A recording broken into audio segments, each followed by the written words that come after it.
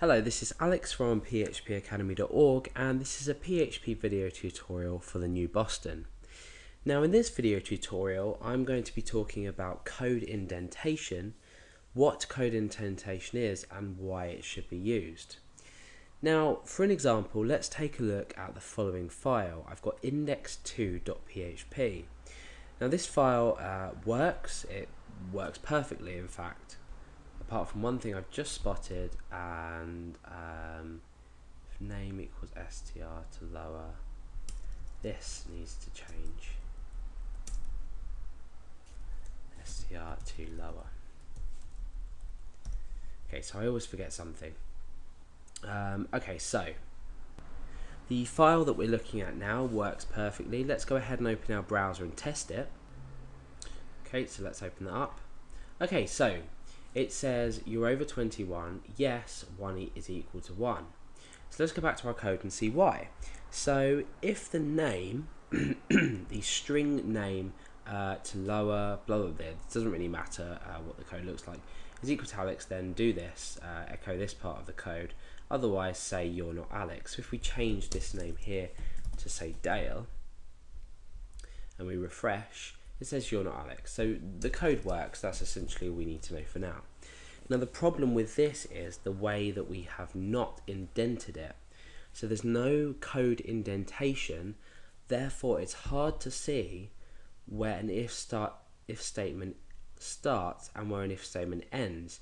So if we needed to make modifications to a program, it's going to be a lot harder if we don't use code indentation. Now, there's 14 lines to this program.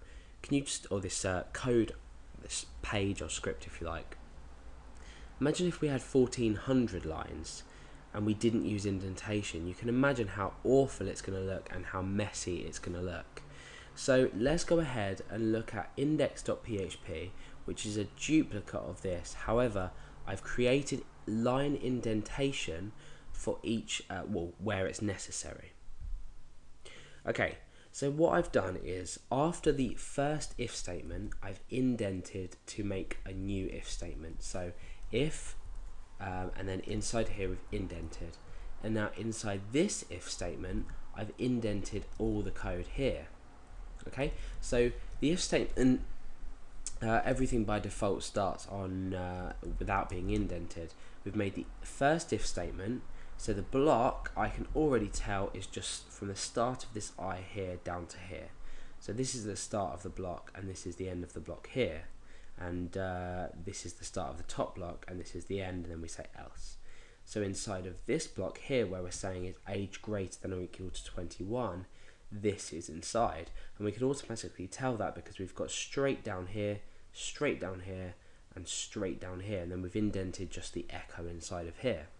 So you can